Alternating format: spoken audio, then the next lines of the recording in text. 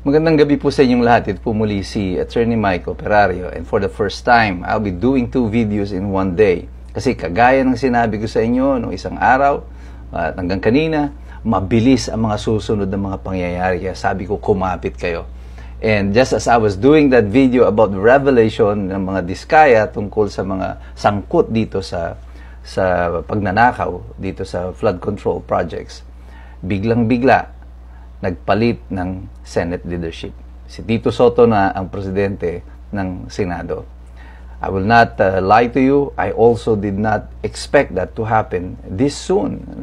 I was so excited about sa testimonya ng mga diskaya, and I didn't even know until mga around 2 p.m. na si Tito Sotto na pala ang bagong Senate President. Ano nangyari? Ano ang epekto nito sa impeachment? Yan ang tanong ng marami. Mangyayari pa ba uli ang impeachment dahil umupo na si Tito Sotto bilang Senate President? Well, the impeachment is dead. Kahit na anong gawin ni Tito Sotto, wala na siya magagawa dito. Hindi niya na kayang buhayin ang impeachment. Ang optics nitong pagpapalit, yung larawan ng pagpapalit ng Senate President pagkatapos na mag-testify ang mga diskaya, is not very good for this majority. Masama po ang larawang ipinipinta nito. Kasi pagkatapos mai-reveal ang mga tamang pangalan na inaabangan ng mga tao at meron ng magtetestigo na mag-uugnay kay Martin Romualdez doon sa pera na kinukulimbat dito sa flood control project at kay Zaldico, biglang-bigla pinalitan mo ang Senate President at pati ang komposisyon ng Blue Ribbon Committee. At ang i-appoint mo, inuupo nila ngayon na Blue Ribbon Committee Chairman, si Riza Hontiveros. Well, ang pagtitiwala ng tao kay Riza Hontiveros na gawin ng tama dito sa investigasyon nito ay napakababa. Tingin ko, hindi niya talaga siseryosohin itong investigasyon na ito. Siseryosohin niya ito to switch the investigation patungo muli sa mga Duterte. The sad part of it is that ang mga diskaya na will be in limbo. They don't know kung yung kanilang revelation will be taken seriously now by the new Senate leadership or kasama sila sa mga ibabaon sa limot ng Senado. Sana nga po hindi mangyari ito. Kasi doon sa House of Representatives, malinaw na sinasabi ni Ridon, kaya hindi nila ipapatawag si Zaldico at saka si Speaker Romualdez ay sapagkat ang iniimbestigahan nila ay yung implementasyon ng proyekto. Implementasyon ng proyekto. At doon daw nagmula ang nakawan.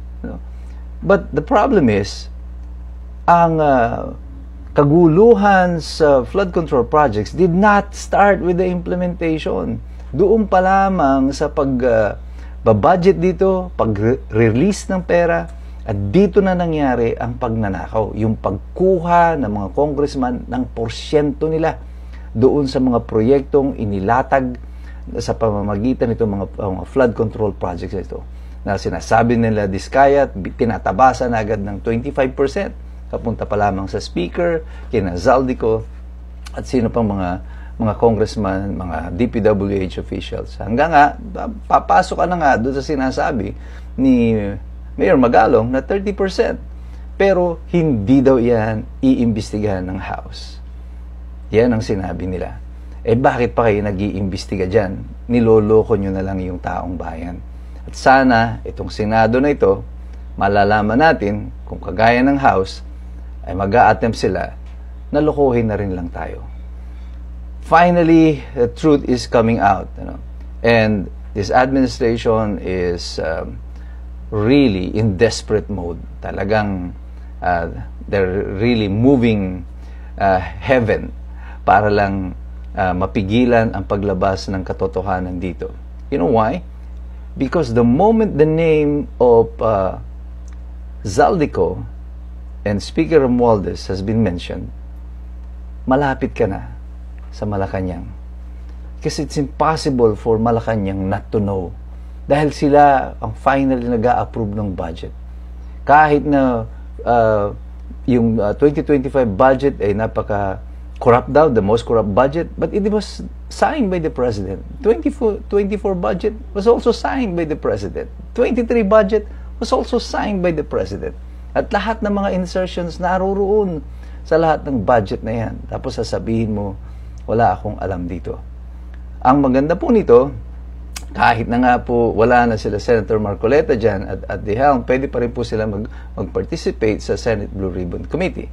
And ang problema lang dyan, because the committee chairman cannot dictate, sino yung mga ipapatawag nila at anong gagawin nila doon sa mga ebidensya na makakalap, baka mawalan din ng saysay itong investigasyon na ito.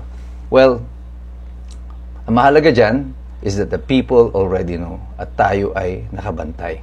Marami pa silang gagawin at hindi pa tapos itong mga sarswela na ito ng panggugulo sa mga tao. Sinabi ko sa inyo kanina, merong nangyayari, ito ngayon kay Garma, at dapat gagawin ko yan in a separate video, but now I think it is important for the people to know that in my opinion, si Garma ay bumalik dito sa Pilipinas ngayon at this time para maging distraction also dito sa flood control. Now, they're gonna switch up the story back to the Dutertes. Babalik tayo doon sa drug war. Plan A nila kasi, yung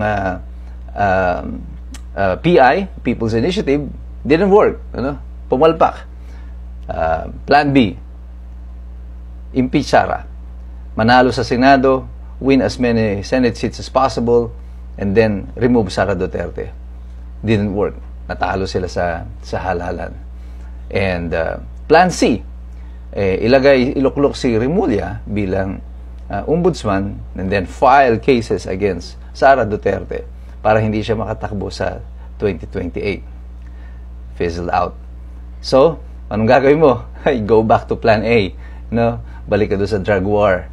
At subukan mo uli na mag-create ng story about drugs, connecting now Sara Duterte to the drug war, at labuin mo na ng labuin yung istorya na ito hanggang makalimutan na ng mga tao kung ano ang totoong nangyari sa Pilipinas.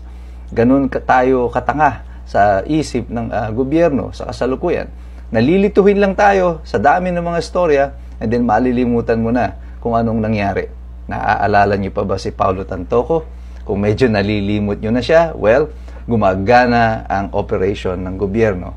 This disinformation and this information manipulation, gamit po pati ang mainstream media, may be working against you. And that is why it is important for us na tayo mga independente, na mga nagpapahayag lang ng katotohanan, kahit hindi tayo bahagi ng mainstream media, ay dinideklara natin sa inyo ang katotohanan. At huwag kayong basta maniwala sa akin, yung mga sinasabi ko. Magsaliksik din kayo, mag-aral din kayo.